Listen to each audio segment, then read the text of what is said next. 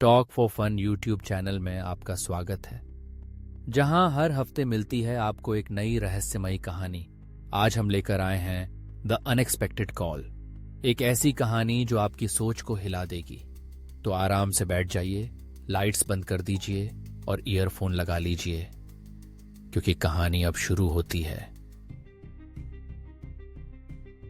एक रविवार की सुबह मुंबई के एक पुरानी बिल्डिंग के छठे माले पर राघव की नींद अलार्म की तीखी आवाज से टूट गई। उसने बिस्तर से उठकर खिड़की के पर्दे खींचे, जिससे सुबह की धूप उसके कमरे में भर गई। शहर की हलचल सुनाई देने लगी। लोग अपनी दिनचर्या में व्यस्त थे। राघव ने खुद को दिन की शुरुआत के लिए तैयार किया, लेकिन उसके मन में एक असामान्य बेचैनी थी। जैसे ही उसने अपने फोन को उठाया, एक अनजान नंबर से कॉल आई।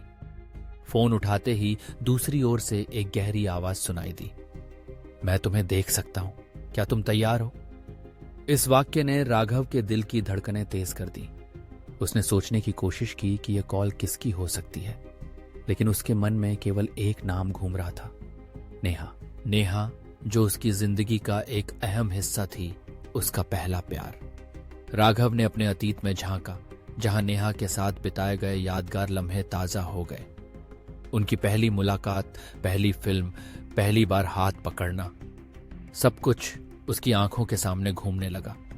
लेकिन फिर एक काली छाया उसके मन में गहराई तक उतर गई। क्या नेहा का नाम इस अनजान कॉल से जुड़ा था? क्या यह सब एक बुरे सपने जैसा था? फोन की अनजान आवाज ने उसे एक गुप्त संदेश भेजा। वहां जाओ जहां तुमने आखिरी बार सच्चा प्यार महसूस किया था। यह वाक्य उसके दिल में एक हलचल पैदा कर गया। मरीन ड्राइव, वह जगह जहां उसने नेहा के साथ अपने प्यार का पहला एहसास किया था। वहां की ठंडी हवा, लहरों की आवाज और सूर्यास्त का नजारा, सब कुछ उसे वहां खींच रहा था। राघव ने बिना देर किए मरीन ड्राइव की ओर चल दिया। रास्ते में उसके मन में कई सवाल थे। क्या वह सच में नेहा को भूल पाया था? क्या वह अपने अतीत से भाग सकता था? जब वह मरीन ड्राइव पहुंचा तो वहां की भीड़ और हलचल उसे अजीब लगी। वह एक कोने में बैठ गया, जहां उन्होंने एक बार साथ में बैठकर चाय पी थी। तभी एक नकाबधारी व्यक्ति उसके सामने आया। उसकी आंखों में एक अजीब सी चमक थी। तुम्हें याद है राघव, उसने कहा, तुम्हारे अतीत के पाप अभी भी तुम्हारा पीछा कर रहे हैं।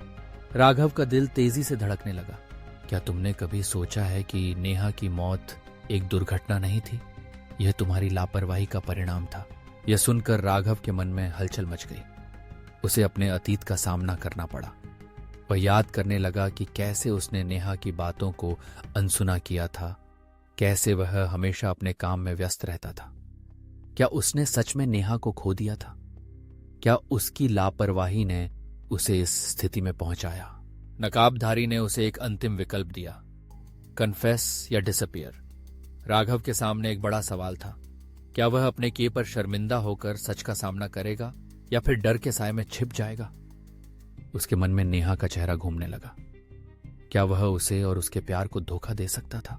उसने गहरी सांस ली और अपने अंदर की आवाज को सुना। उसे एहसास हुआ कि भागने से कुछ नहीं होगा। उसे अपने अतीत के साथ न केवल सामंजस्य बिठाना था, बल्कि उसे अपने दिल की सच्चाई को भी पहचानना था। उसने नकाबधारी की ओर देखा और कहा, मैं सच का सामना करने के लिए तैयार हूं। मुझे नेहा की यादों से भागना नहीं है। नकाबधारी ने मुस्कुराते हुए कहा, यह तुम्हारा पहला कदम है। अब तुम्हें अपने दिल की सच्चाई को स्वीकार करना होगा। राघव ने महसूस किया कि यह एक कठिन यात्रा होगी, लेकिन उसे अपने अतीत से सीखना था। नेहा की यादें अब उसके लिए एक बोझ नहीं थीं, बल्कि एक प्रेरणा बन गई थी।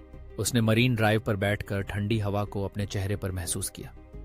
उसने अपने दिल की गहराइयों में जाकर नेहा को याद किया, उसकी हंसी, उसकी बातें और वह प्यार जो उन्होंने एक दूसरे के लिए महसूस किया था। राघव ने ठान लिया कि वह अपने अतीत को अपने भविष्य की नींव बनाएगा। राघव ने अपने जीवन में एक नया अध्याय शुरू करने का निर्णय लिया।